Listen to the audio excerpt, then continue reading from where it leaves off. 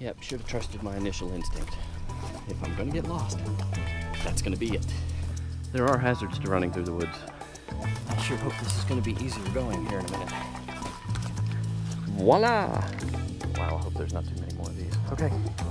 Okay, this next one sucks. I'm way too far along this creek. This is where maps get you in trouble. Back down the hill, first of all. Great. This is fun.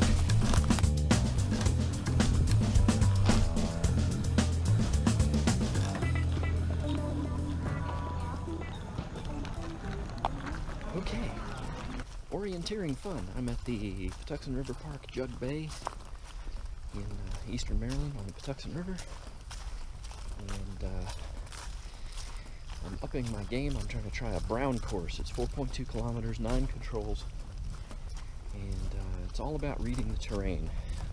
Yes, it's a map and compass thing, but the compass is very secondary to a terrain awareness and understanding how the landforms fall. So I just passed a ditch, and I know I got to go around this ditch and to the south of it for my first control.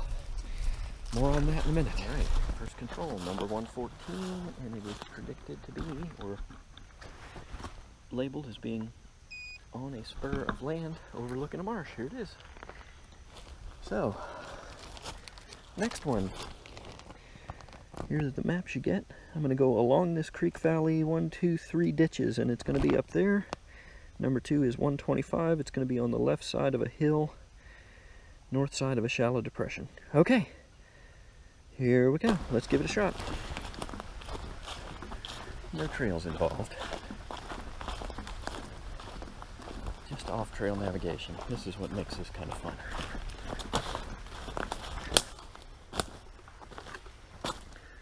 Alright, this is a little dense.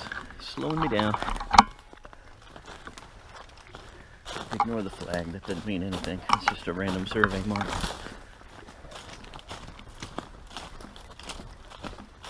Oh shoot, there's one of the ditches. I gotta go back out. Alright, I intersected a trail. But these can make for faster going, but don't always go where you want to go, so gotta use them judiciously.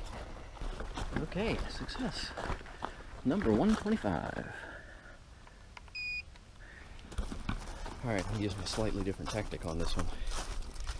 Rather than follow the creek valley and count the number of inlets, I actually did take a compass bearing because I can use the creek as kind of a handrail. Those inlets are on my left side, but they're going to curve around and I'm going to run into them and intersect them if I continue on this bearing. And at that point I can start looking. This next one appears to be on top of something. I haven't figured out the symbol yet. It looks like a ladder.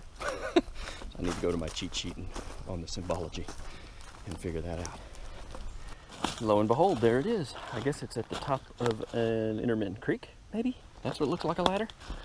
Anyway, so we've got these things called E-punches. It's basically an RFID tag that I put in the box. Put my E-punch in the box. It records the time I was here. And this is a race, so it's adding up time and accuracy that I'm getting them all in order.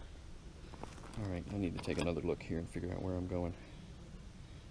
Around that inlet I can pick up a trail to the other inlet and then cut off to the right. And it's going to be at another top of an inlet, north side of a shallow depression. 122. Okay, let's see what I can find.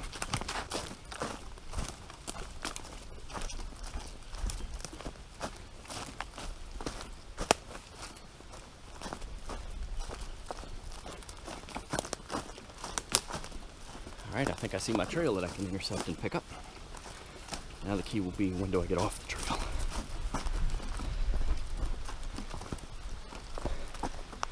I'm not a runner, but I am trying to be sort of quick. So the number and description of these controls is important because there are multiple courses that intersect each other out here. And you might see a target that's not the one you're looking for. So you have to pay attention. The courses range in length and difficulty, and they're color coded, so it's like white, yellow, orange, Brown is what I'm on. Green, blue, red. So I'm kind of in the lowest level of advanced courses, if that makes sense. All right, time to leave the trail, pick a bearing, and watch the terrain. I'm looking for a shallow inlet. All right, this one's also listed as having a water cache, which, there it is, it's got to be it. What's the number? 122. Voila! Okay, follow the trail down into the gully. Across the gully, on the other side I should hit an intersection, and I want to basically take this continued heading straight across into the woods, look for one ditch to my left, and then the next ditch is where it's going to be. But probably 100 meters off trail. So, and this has all been a warm-up. Controls have been 200 to 300 meters apart, tops. This next one, not the one I'm looking for, but the one after that, over 1 kilometer with no trails in sight. So, if I'm going to get lost, that's going to be it. This is where maps get you in trouble. I'm showing an intersection right here with a sort of faded trail, granted, but there is no intersection. It's just a hard left turn. So man-made features are unreliable. The natural world is pretty steady. So I need to go across this, the mouth of this inlet, and then shoot over to that one somehow. Okay, here we go. Number 112. There it is. Okay, so from here, I got 1 kilometer that away. Oh, okay, here we go. There are hazards to running through the woods. Okay, so there are some handholds on this route. This road is on my map, and that curve down there is on my map. So I should be able to just plunge straight across, and there should be a pretty steep, deep creek valley that I can drop into and follow that all the way, well, to within spitting distance of where I'm headed. I just got to get through the underbrush here to get there.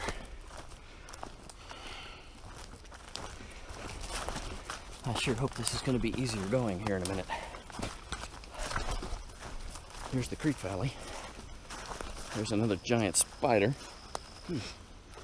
Hate walking through those things. Alright. Let's see if we can pick up some semblance of a trail, or even if it's a game trail, you know. The deer like the easy way too, so hopefully they've created one. Okay, so we got a deep gully, and it's trending in the right direction according to my compass. So, and again, compass headings, I'm sort of picking, I'm not shooting any bearings off the map. What I'm doing is basically looking at the line and saying, okay, that looks roughly 020 magnetic, and then I'm setting my compass for that. And it's just yielding kind of a general direction. Right. Okay, I didn't count on this. So, through the gully I go. Wow, I hope there's not too many more of these. Okay, let's do it. So I don't know whether this is a good feeling or a bad feeling, but there were 2 other people in the vicinity of me when I started that appeared to be on this same course, at least for the first 3 checkpoints. I passed them somewhere between 3 and 4 and haven't seen a soul since, so I know I'm on track. But, you know, it's good from a race point of view, I suppose, and it's a nice, you know, time to myself and with only my wits to follow out here. Then again, I'm by myself and I'm in the middle of nowhere, not on a trail or anything, so if I were to fall and impale myself, just depends on how comfortable you are being alone and how comfortable you are with a map. I'm feeling pretty good about where I am and what I'm doing. I'm headed for checkpoint 6 of 9, by the way. So, getting there. Basically what I'm doing here is using what they call handrails. You know, again, I'm totally off path, off trail, but there's a steep creek valley to my right that I'm following. I'm going to parallel that. And basically what I'm looking for that tells me I've gone far enough is I intersect another steep creek valley that's running basically right angles to it. So when I wind up on that point with creek valley to my right, creek valley in front of me, control ought to be right there, near it. And until then, I'm free to just pick an easy navigable way through the woods and not keep staring at a map or a compass. So that's how this works. It's, yes, you're relying on a map and the compass is very handy. But it's really more about reading the terrain. Of course, the map has to be a good one. Okay, so, boy, listen to these woodpeckers. I just saw one. You probably can't see them on the camera. Pileated woodpeckers. Anyway, valley on the right, and I've run into this valley right in front of me that crosses it. So, somewhere down this cliff, and a little bit to the left of the junction, should be the control. How far down the cliff before I commit? Well, the next control is across that creek, so it could be pretty far way down. Let's walk along here, see if I can see it before I jump down this hill. Alright, if I'm reading the map right, it really should be in the first inlet away from the creek junction, which is here. I don't see any orange and white in the woods, but I think I need to commit to going down the hill because it's probably just out of sight from up here. Alright, here we go. I need both hands for this. I'm right at the bottom, but I figured I'd share some of the drama there. Okay, so I think this might be the first one I came across, but maybe I started a little further from the actual creek junction than I thought, so I'm gonna go back this way. Again, I'm reading the terrain to try to figure out, you know, left and right, and using significant landmarks to get there.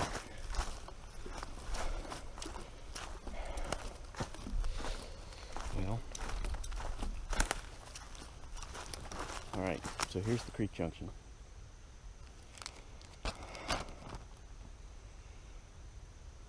All right, must be back the other way. Okay. This little flat area checks out. All right, back the other way. I hate to do this, but it ain't here. I've come way too far along this creek and not seen it. I figured it would be kind of halfway up the hill, but it's not here, which means it must be at the top. And I went the wrong way from the beginning.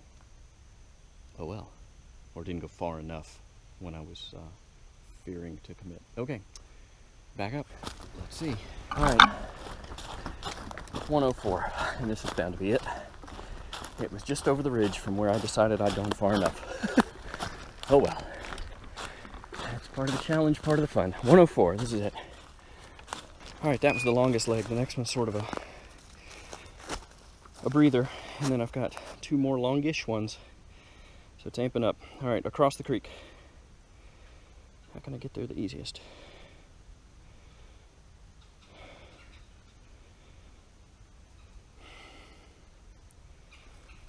All right.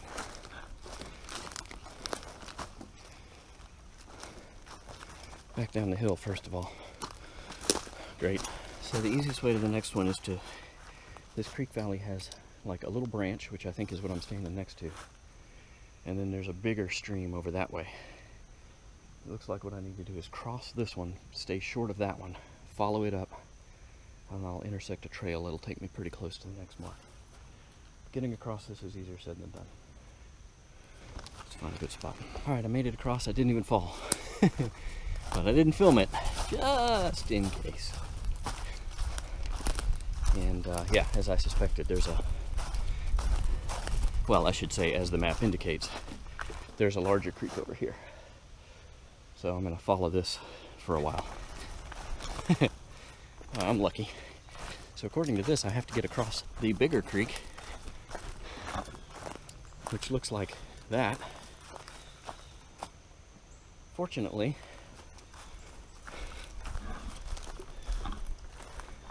there's a very nice bridge right here. I just have to get across the smaller creek to get to it. And then that's the trail that I'm looking for, so to the bridge. Okay, 129. This is the one. Alright. This next one's another long one, 3/4 of a kilometer or so. And it involves retracing my steps back down here to the creek valley and going down that valley for 3/4 of a kilometer, but on this side of the creek. So short of the bridge, I can cut off into the woods and bushwhack. This is one of those places where the compass actually helps. So I'm following this, you know, more or less south by southeast, and I want to keep doing that until this valley kind of makes a left turn to the east, and at that point it'll be up on the hill in a gully to my left. So again, don't have to stare at the map and the compass, just follow until that happens.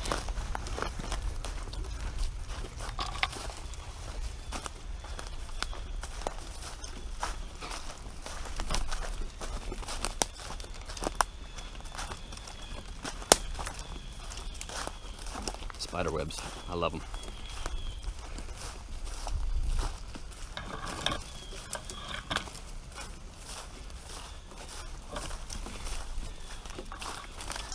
So interestingly enough, as I was getting that last control point, there was a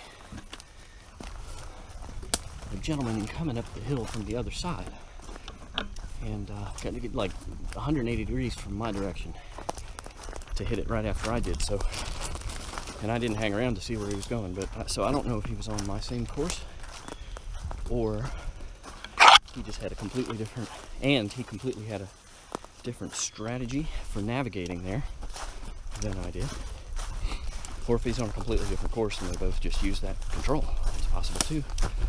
But yeah, it's part of the interesting thing about this is, you know, without trails, without directions, shoot, you can do about anything you want to. This is fun. You get you know, these areas where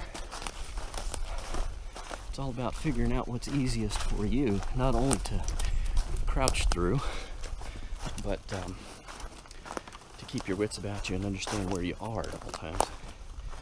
And people have different strategies for that.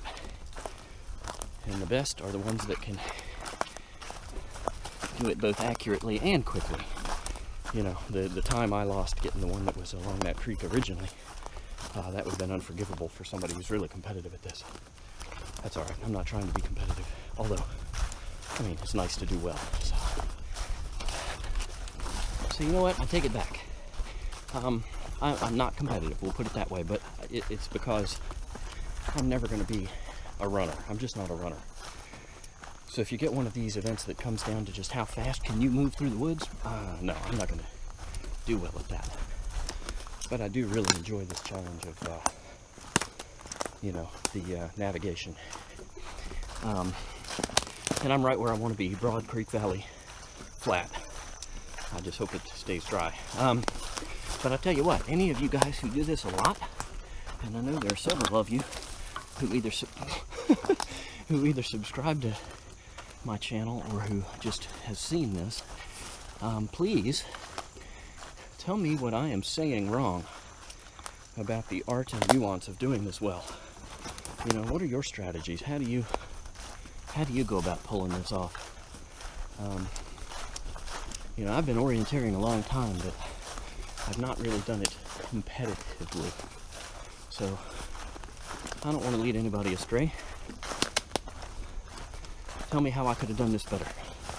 The valley is both narrowing and turning to the east. I think that's a significant enough turn to call it a turn to the east. So it's going to be right in here somewhere, up on this hill to my left. I need to start looking at details instead of just moving at this point.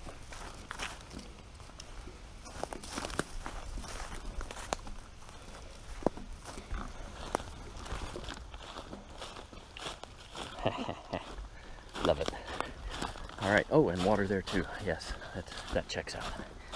This should be number 108. And it is. Okay, this next one sucks. We're here. 9 is where we're going. All of this blue here in the middle, intermittent lake, aka marsh. So I got to figure out how to get around all that. Yay. Well, I'm going this end, clearly. That means back across the creek and pick up that trail to start. Okay, so here's the difference between a, brown trail course, which I've been doing, and a yellow or orange. That's a control for somebody, but it's right on the path. So if you're new to this, which I was not so long ago, by the way, there's the marsh that I would have to go straight across in order to hit this next point. So I was new to this not so long ago. That's the way those courses look, is on or near paths. So you follow them to sharp corners, and then that's your waypoint to get off and look and that sort of thing. So, like I say, I'm upping my game this time a little bit. Just used the path long enough to get around the edge of that lake and across the creek. Bridges are good things. And now we're off trail again. I'm going to follow the edge of this creek for a couple hundred meters, and then I should see a steep wash coming in from the right, and I'll follow that up to 3/4 of the way up, and it's going to be on the north side, so I can climb up on the north side and follow that edge.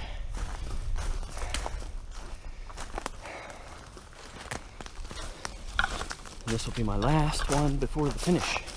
I said 9 controls, but it's really 9 plus the finish, so 10 total. This is number 9 I'm headed for now. Alright, this is me going up the north side between the swamp that's over to my right, and hopefully as I pop up on top of this hill I'll see the deep creek cut right in front of me, and I'll follow the edge of it to the right as I get up here. Assuming I'm in the right place.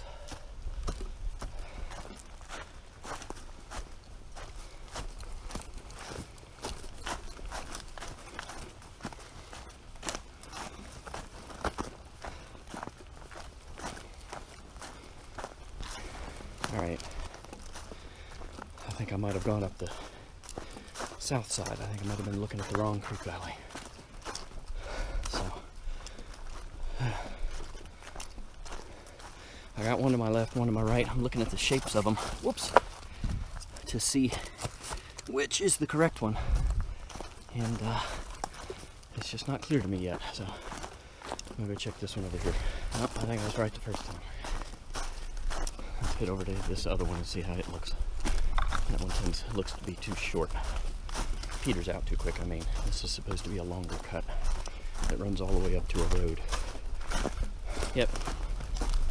Yep, should have trusted my initial instinct. I am on the north side of a deep, long cut, So I went up in the right place and then doubted myself. So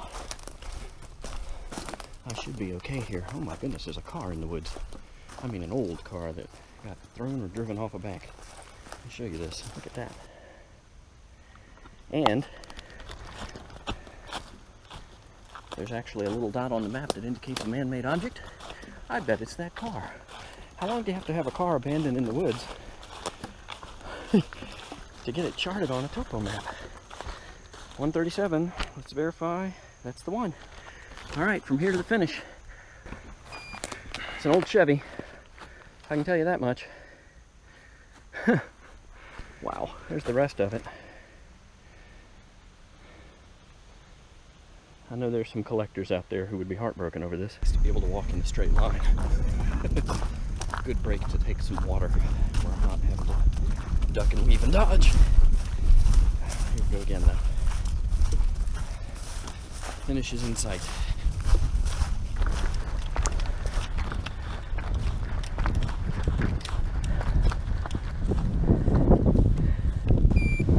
And I'm done. Right at about an hour and a half. And I did jog at the end. Gotta finish strong. I'm not a runner. Alright. That was fun. Let's go see how I did. Alright. 1:34 finish time. I have no idea how that compares. Last time I did one of these, they had kind of a running total up on a computer screen, which was nice, but today they don't, so I'll just check the web. Or they might put it up later. I'm finishing earlier than I did last time. Anyway, this is a lot of fun. Hope you got a feel for what it's really like to do one of these, and of course the competitive people run more than I do, but still, it's fun. You ought to give it a try. It's really cool. Thanks for following along. See ya.